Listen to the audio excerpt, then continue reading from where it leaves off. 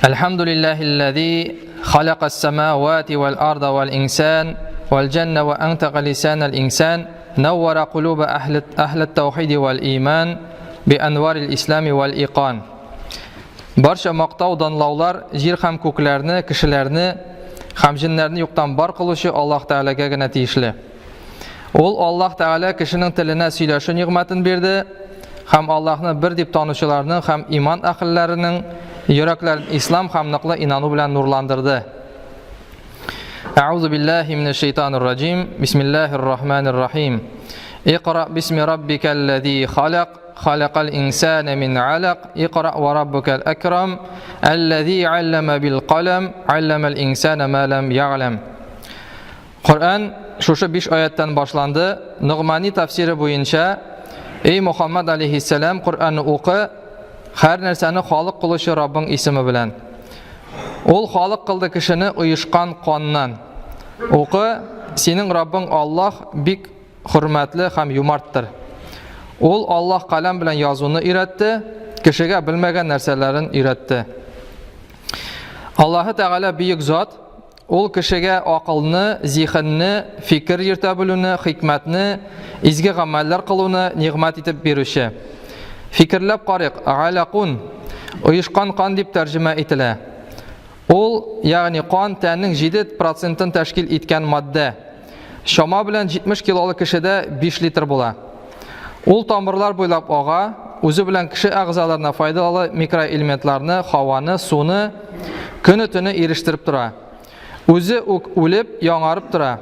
Sostavına kelganda 40% qon elementlari, 60% plazma tashkil etadi. Shosha bir qatlovli siyiqlikdan, atigalarga aytsak, uyushqon qondan biz, odam bolalari, onalarimiz qorinlarida borliqqa kelamiz. Bu bit har birimiz o'tgan yo'l. Bir kimda ayta olmay, men qon bo'lmishag'ina kishi qiyofatına kirdim deb. Alloh Rabbimiz bizga buni Qur'on orqali 1440 yil ilgari xabar etgan. Bu bek ulug' xabar. Qonni borliqqa keltiruv, ani uyutuv, andan ona forma beruv, anlar it suyak buldiruv, anlar jonin uruv, ham boshqalari. Bularni faqat Alloh qana buldira ola. Biz shuni anglamaycha, o'zi bizning qoidan kim ham qoya borasi bizni fikrlamaycha, olg'a keta olmaymiz. Yaqin aytilganlar orasına kira olmaymiz. G'ilm kerak. G'ilm olu beshikdan olib lahidga qadar davom etarga tiyish. Alloh taolo payg'ambarina ham musulmonlarga g'ilm haqida nechik duo qilishga kerakligini o'rgatgan. Taha surasi 114-oyat. A'udhu billahi minash shaytonir rojim. Robbi zidni g'ilma. Robbim g'ilmimni orttir. G'ilm oluvning maqsadi boshqalardan g'ilmliroq bo'lib, ko'proq bo'lu tugil. O'zingning kim ekanligingni, ne qadar kichkina zot, gunohli maxluq ekanligingni, qul bo'lug'ingni tanib, yaxshi yoqqa o'zgaru. Allohga yaqinayirga turishi bo'lib turadi. Mu'min qul Alloh qoshina shista ham taqvo kelish bossa, hech shaksiz Allohning muhabbatini qozonir. Alloh taolo ayta, Baqara surasi 222-oyat. A'udhu billahi minash shaytonir rojim. Innalloha yuhibbut tawwabina va yuhibbul mutatahhirin. Durustlikda Alloh tavba etuvchilarni ham shistarnuvchilarni suya.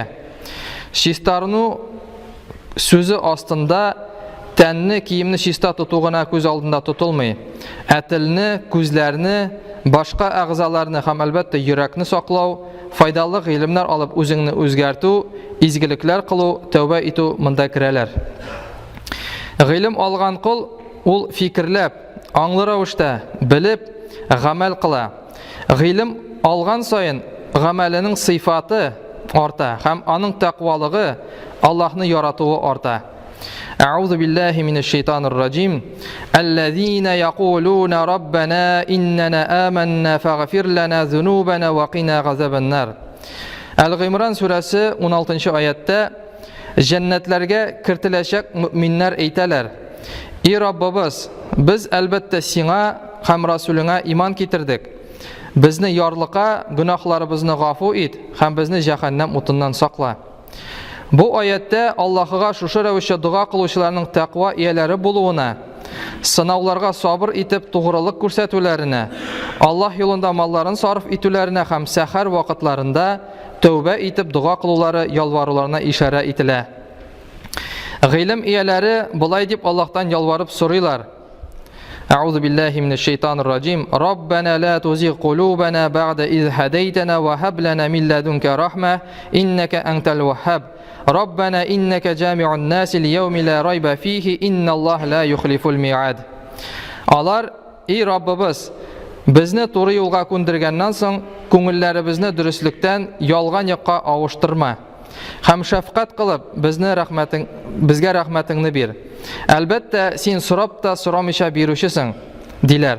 "Ей Раббыбыз, шиксез булачак кыямәт көнендә барча кешеләрне хисап өчен бер урынга җыячаксың. Аллаһ әлбәттә вәгъдәсенә хилафлык кылмый." Хадистә китерелә: Аллаһны искә алу, шуңа этәрүче эшләр, галим һәм гыйлем алучыдан кала бу дөнья һәм анда булган бөтен нәрсәләр ләгънәт кылынган. Ягъни файдалы гыйлем, Аллаһка омтылу, аны искә алудан кала бу дөнья һәм анда булган бөтен нәрсә Аллаһыдан читләшкән. Акыллы, гыйлемле мусульманнар иманнарын саклау өчен Аллаһка дуа кылалар. Раббана сриф анна газаба джаханнама инна газабаха кана гарама. Эй Раббыбыз, бездән җәһәннәм газабын ерак кыл. Җәһәннәм газабы дәвамлы бер халакәттер. Фуркан сүрәсе 65-нче аятта әйтелгән. Гыйлем алган сайын, Аллаһка якынайган сайын, ул синең дәрәҗәңне күтәрә. Аузу биллаһи минеш шайтанир раҗим. Ярфагиллаху аллазина аману минкум валлазина утул илма дараҗат.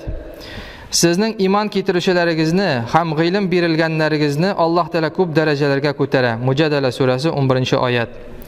Гыйлем ул нур, галимнәр туры юлның маяклары. Ат-Тирмизидә китерелгән хадистә әйтелә: "Дөрестлектә пәйгамбәрләр мираска динар да дирхам да калдырмаганнар. Алар үзләреннән соң гыйлем генә калдырганнар." Гыйлем җәмгыятьтән югалганчы кешеләр туры юлда булачаклар. Аларның эшләре тәртиптә булачак. Алар алга китешнең нәтиҗәләрен татыячаклар. Әмма гыйлем, галимнәр исән чакта гына булачак. Галимнәр юкка чыккач, җәмгыятьнең тәртибе бетәчәк. Ул туры юлдан тайпылып адашачак, бозыклык упкынына төшәчәк. Аллаһ биргән гомерне сәламәт йөрәк, акыл аек, ныклы иман, тугры гамәлләр белән яшәр өчен бөтенебезгә дә ислам динен яхшы итеп өйрәнергә кирәк. Без гыйлемле булсак, кешеләрне яхшылыкка өнди белербез, начарлыктан дөрес итеп тыя алырбыз, башкалар өчен күктәге йолдызлар кебек туры юлны табар өчен юнәлеш күрсәтүчеләр була алырбыз. Аллаһ Тәала Гимран сүрәсе 110-нчы аятта әйткән: Аузу биллаһи минеш шайтанир раҗим. Кунтум хайра умматин ухриҗат лин-наси таъмуруна бил-маъруфи ва танхауна анил мункари ва туъминуна биллаһ. Сез кешеләргә килгән уммәтнең иң яхшысы. Сез яхшылыкка өндисез, начарлыктан тыясыз һәм Аллаһка ышанасыз. Хак мусульман мондый дуа кыла: Рабби аузигни ан ашкура ниъматака аллати ан'амта галайя ва ала валидайя ва ан а'мала صالحا ترضاه وأصلح لي في ذريتي إني تبت إليك وإني من المسلمين. Эй Раббым, миңа шундый илхам, вакыт бир. Үземә һәм әти-әнимә биргән ниғмәтләреңә шөкер итим. Син риза булачак бер эш эшлим. Нәселемне дөрес юлда тот. Нәсел нәсәбемне төзәт. Мин сиңа тәүбә иттем һәм мин чыннан да мусульманнардан. Гумар радийаллаху анху булай дуа кылган: Аллаһым, мине хәзерлексез тотуыңнан, гафләттә калдырып аңсызлардан кылуыңнан сиңа сыйынам. Аллаһым, миңа изге гамәлләр эшләт. Гамәлләрем синең ризалыгыңа туры килсен. Аларны рия күрсәтүдән ерак кыл. Аллаһым, минем җанымны яхшылар белән бергә ал. Минем җаным начарлар белән бергә алма. Мине җәһәннәм газабыннан сакла, сайлап алган кулларың арасында кыл. Әле генә әйтеп кителгән дуаларда миңа изге гамәлләр эшләт дигән сүзләр бар. Шын мусульман Аллаһка тәвәккәл була, куркып ятмый, дуа кылып кына, намаз укып кына утырмый, гыйлем ала, яңа нәрсәләрне өйрәнә, гамәлдә куллана, җәмгыятькә файда китерә. Мусульман кеше өлге, үрнәк булырга тиеш. Без һәрберебезнең һәрберебез үзенең даирәсендә башкаларга мөнәсәбәте, хәрәкәтләре, тырышлыгы белән бөтен мусульман җәмгыятенә, гомумән ислам диненә карашларны яхшы якка үзгәртә ала.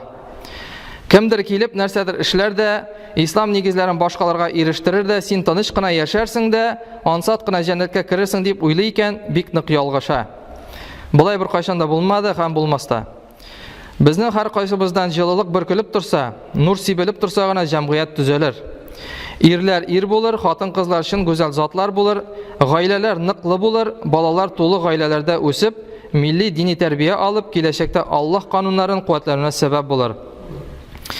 Аллаһ безне бүген Ак мәчеткә җыйды. Безне мусульманнардан кылды, җомга вагазын тыңлар, җомга намазын үтәр өчен китерде. Һәм бу җыелыш барыбыз өчен дә хәерле булсын.